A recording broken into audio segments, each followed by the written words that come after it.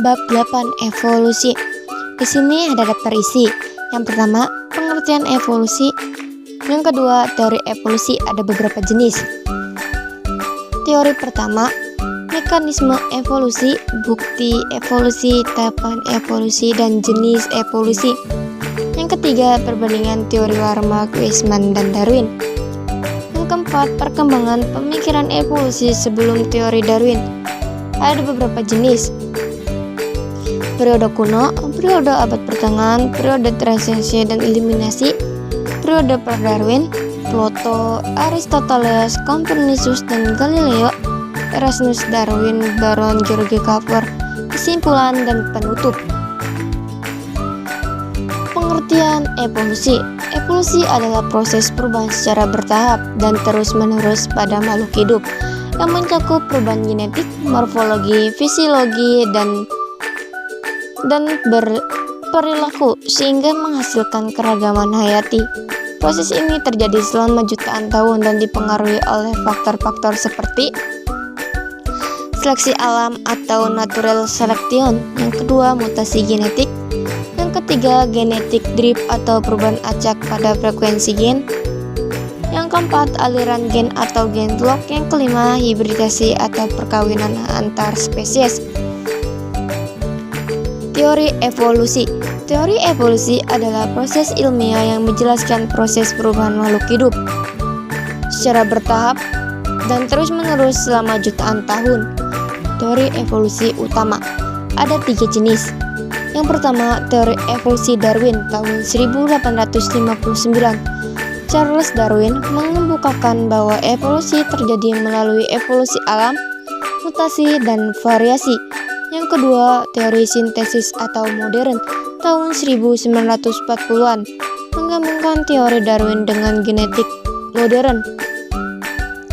Yang ketiga, teori evolusi molekuler tahun 1960-an menjelaskan perubahan genetik dan evolusi pada tingkat molekuler. Mekanisme evolusi yang ada 5 jenis. Yang pertama, seleksi alam, natural selection. Yang kedua, mutasi genetik. Yang ketiga, genetic drift atau perubahan acak. Yang keempat, aliran gen atau gen flock. Yang kelima, hibridasi atau perkawinan antar spesies. Tahapan evolusi. Yang pertama, fosil. Sini saya mengambil fosil tentang hewan. Yang kedua, petrohomolog atau kesamaan struktur tulang. Yang ketiga, DNA dan genetik. Yang keempat, biogeografi atau sabaran geografis spesies. Yang kelima, perubahan morfologi dan fisiologi. Tahapan evolusi ada 5 jenis. Yang pertama, variasi atau perbedaan karakteristik dalam populasi.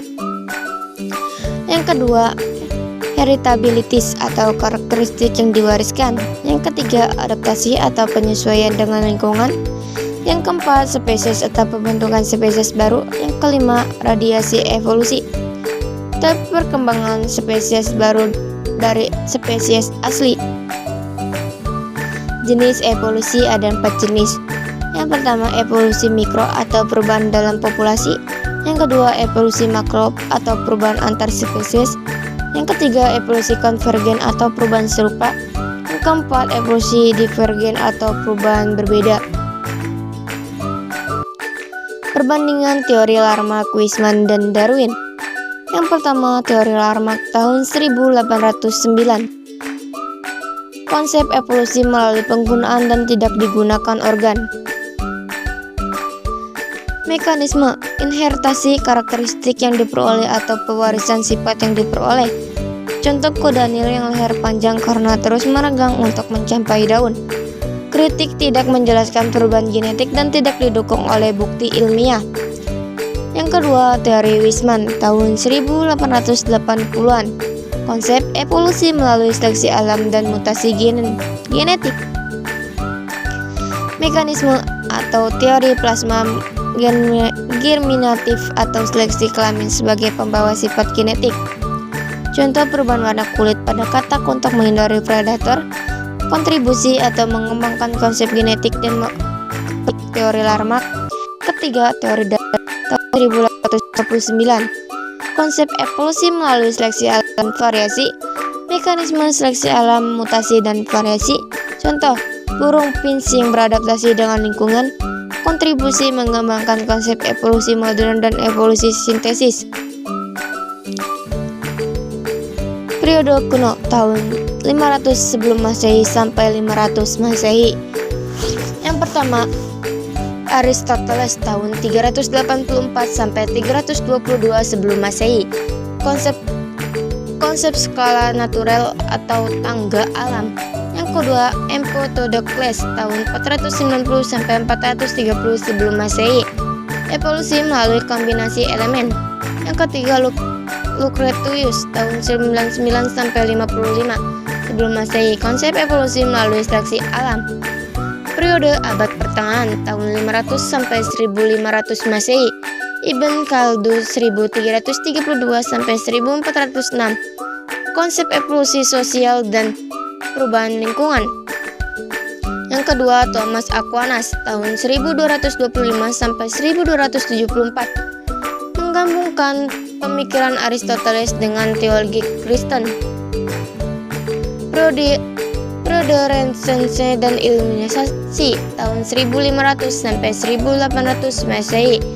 Yang pertama, Leonardo da Vinci tahun 1452 sampai 1519. Mengamati fosil dan memperkirakan perubahan lingkungan. Yang kedua, Charles Linnaeus tahun 1707 sampai 1778 mengembangkan sistem taksonomi. Yang ketiga, Jean Baptiste Lamarck tahun 1744 sampai 1829. Teori inheritasi karakter yang diperoleh. Erasmus Darwin tahun 1031 sampai 1802. Evolusi melalui seleksi alam. Periode Darwin tahun 1800 sampai 1859. George Cuvier tahun 1769 sampai 1832. Teori katastrofisme. Yang kedua, Charles Lyell tahun 1797 sampai 1875. Teori uniformitarianisme. Yang kedua, Robert Cambridge tahun 1802 sampai 1871. Teori evolusi melalui hukum alam. Yang keempat, Alfred Russel Wallace tahun 1823 sampai 1913. Konsep evolusi melalui seleksi alam. Plato tahun 428 sampai 348 sebelum Masehi membayangkan pencipta yang menciptakan dunia dari kehancuran, kemudian menciptakan para dewa yang akan membuat para manusia dengan jenis kelamin laki-laki, wanita, dan hewan muncul dari inkarnasi jiwa laki-laki. Aristoteles tahun 384 sampai 322 sebelum Masehi adalah murid Plato yang menggolongkan semua organisasi di dalam suatu skala alam, dari yang sederhana hingga yang kompleks. Copernicus dan Galileo tahun 1543 menunjukkan secara meyakinkan bahwa keyakinan matahari merupakan pusat dari rotasi planet-planet, bukan bumi. Dunia organik dan dunia fisik dalam diatur dengan hukum-hukum alam. Erasmus Darwin tahun 1721 sampai 1802 menyatakan bahwa kehidupan di bumi memiliki asal-usul yang sama dan respon fungsional diwariskan kepada keturunannya.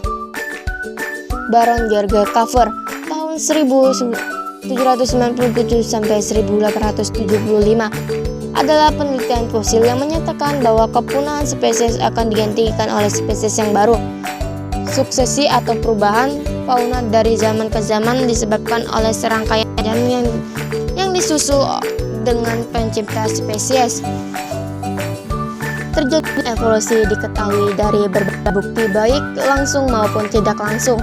Menurut konsep evolusi biologi, menyatakan bahwa semua makhluk hidup dari spesies yang sama yang hidup pada masa lalu ada pengaruh kondisi yang berbeda-beda mengakibatkan spesies binari genetik, seleksi alam, dan isolasi produksi sehingga terbentuk spesies-spesies baru. Oleh karena itu, para ahli berpendapat bahwa evolusi mengakibatkan terjadinya keanekaragaman pada makhluk hidup. Kesimpulan, evolusi adalah proses perubahan secara bertahap pada sistem makhluk hidup melalui waktu yang dipengaruhi oleh faktor-faktor seperti seleksi alam, mutasi, dan genetik. Bukti-bukti evolusi meliputi fosil, anatomis, perbandingan, dan biografi. Evolusi memiliki implikasi yang luas dalam keanekaragaman hayati, adaptasi, dan perkembangan ilmu pengetahuan. Penutup, terima kasih atas perhatian Ibu dan Bapak Guru. Sekian presentasi dari saya, kurangnya lebihnya mohon maaf. Wassalamualaikum warahmatullahi wabarakatuh.